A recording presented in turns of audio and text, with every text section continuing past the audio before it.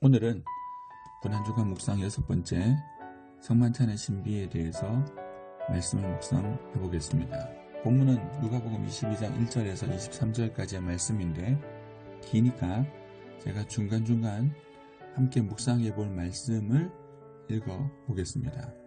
먼저 1절에서 5절까지 말씀입니다. 6월절이라 하는 무교절이 다가오매 대제사장들과 서기관들이 예수를 무슨 방도로 죽일까 궁리하니 이는 그들이 백성을 두려워함이더라.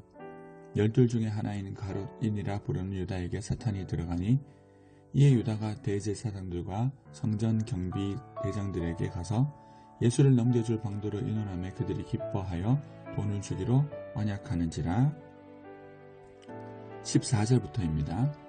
때가 이르매 예수께서 사도들과 함께 앉으사 이르시되 내가 고난을 받기 전에 너희와 함께 이 유월절 먹기를 원하고 원하노라.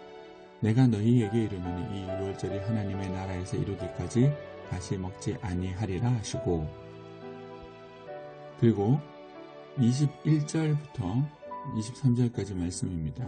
그러나 보라, 나를 파는 자의 손이 나와 함께 상 위에 있도다.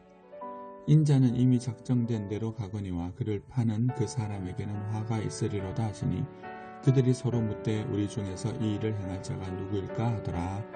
아멘. 성만찬에 대한 말씀입니다.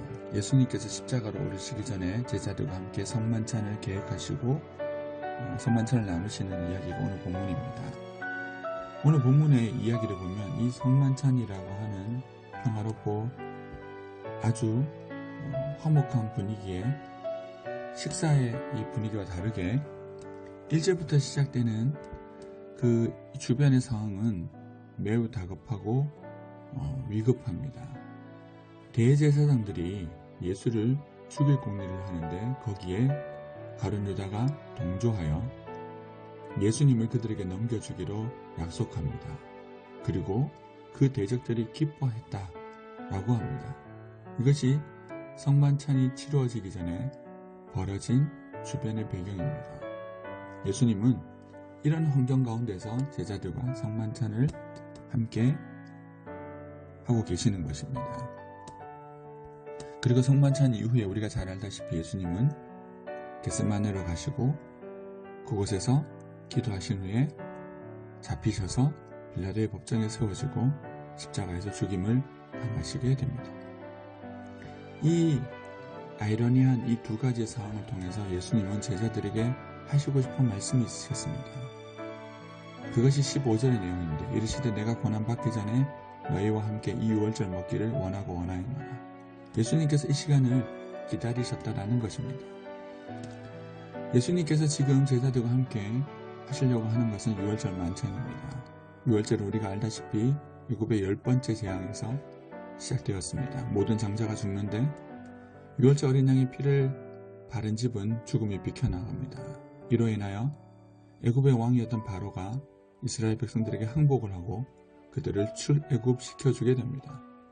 이것이 이스라엘 백성들의 시작이었고 이 시작을 통하여 그들은 하나님의 나라를 세우게 됩니다.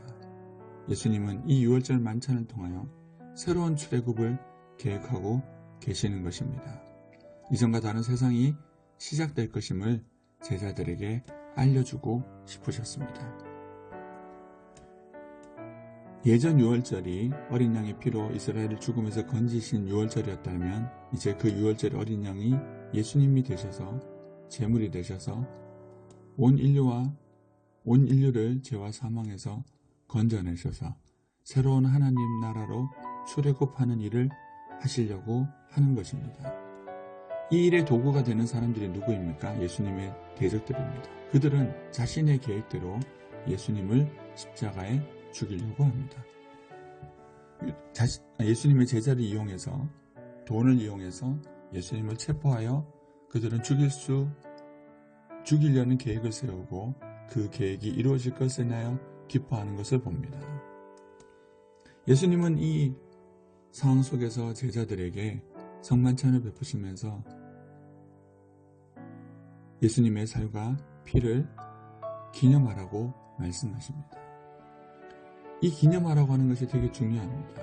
왜냐하면 이 성만찬이 가지고 있는 신비 때문입니다. 계속해서 말씀드리지만 예수님과 식사를 나누는 이 분위기와 그리고 정반대의 예수님을 죽이려고 하는 그 분위기가 대조적으로 이 본문 가운데 있습니다. 사탄은 유다의 마음속에 들어가서 예수님을 완벽하게 죽일 계획을 세웠다라고 확신했고, 그리고 대적들도 그 확신했고, 결국 그 대적들의 뜻대로 예수님은 잡히셔서 십자가에 죽게 되고 그들은 기뻐하게 됩니다. 그런데 그들이 알지 못했던 것이 무엇입니까? 예수님께서 죽으신 그 십자가가 결국 그들의 뜻을 꺾는 무기가 될 것이라고 하는 사실은 알지 못했습니다.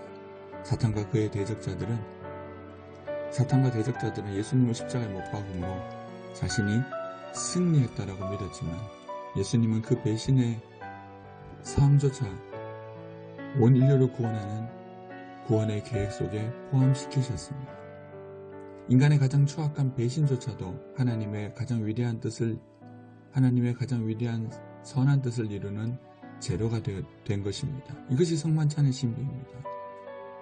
사탄과 예수님의 대적은 예수를 죽여서 그 피를 흘리게 해서 죽이면 승리할 거라고 했지만, 하나님은 그 예수의 흘리신 피로 인하여 마귀의 숨통을 끊어놓으셨고 머리를 밟으시고, 이제 누구든지 예수를 믿기만 하면 그 사단의 권세를 이기고 사단의 나라에서 하나님 나라로 출애굽하는 놀라운 기적을 완성시키신 것입니다. 자신이 휘두르는 칼에 예수가 죽은 것이 아니라 결국 자신들이 죽게 되고 자신의 권세가 끝장나게 되는 것을 스스로 준비한 것이 바로 그들의 계획이었습니다. 이것이 바로 성만찬의 신비입니다. 예수님의 살과 피는 결국 그들의 숨통을 끊어놓는 무기가 된 것입니다. 십자가의 어린 양 예수님은 세상이 보기에는 약하고 패배당한 것처럼 보입니다. 결국 세상의 악과 세상의 강한 자들의 공격이 이기는 것처럼 보이지만, 예수님은 이 성만찬을 통하여, 그 예수님의 살과 피를 통하여 그 모든 것도 그 십자가를 통해 하나님의 뜻을 이루는 과정이고 도구가 될 뿐이다라고 미리 선언하시는 것입니다. 십자가 이후에 제자들이 당하게 될 고난과 어려움이 있습니다. 여전히 세상은 강한 것처럼 보이고 공격하여 그들이 이기는 것처럼 보이지만, 예수님은 이 성만찬을 통하여 제자들에게 기념하고 뜻을 새기라고 하십니다. 모든 것은 하나님의 뜻을 이루는 도구일 뿐이다. 그것이 십자가이다. 예수의 십자가를 붙들고 살아가는 사람은 결국 그 반전의 승리를 거두는 삶이 될 것이다라는 것을 말씀하고 싶으셨던 것입니다. 그래서 예수님은 이 성만찬을 기다리시면서 제자들과 함께 나누신 것입니다. 실패처럼 보이는 십자가가 영원한 승리입니다. 죽음처럼 보이는 희생이 영원한 우리의 생명이 됩니다. 주님의 살과 피를 먹고 마시는 사람들에게는, 예수님을 기념하는 사람에게는 패배란 것이 없습니다. 그 모든 것이 우리들의 승리를 위한 도구이며 과정일 뿐입니다. 그것이 성만찬의 신비이고 성만찬을 우리에게 주신 이유입니다. 이 숨겨진 반전의 은혜를 바라보시면서 그 십자가의 은혜를 신뢰하시면서 오늘 하루도 이 이후의 삶도 담대히 살아가는 우리 모두가 될 수 있기를 소망합니다. 예수님 우리들에게 성만찬의 신비를 알려주셔서 감사합니다. 세상이 강한 것처럼 보이고 언제나 자신들의 지혜로 승리할 것처럼 보였지만, 예수님의 십자가는 그 모든 것조차 승리의 도구로 만드셨음을 보게 됩니다.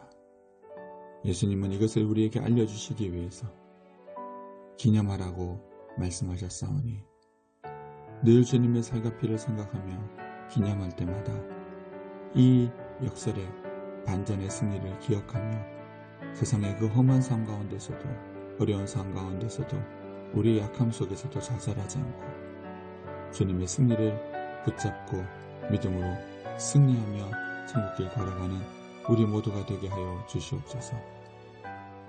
그렇게 해주실 주님께 감사와 찬양 올려드리며 예수님 이름으로 기도드립니다. 아멘.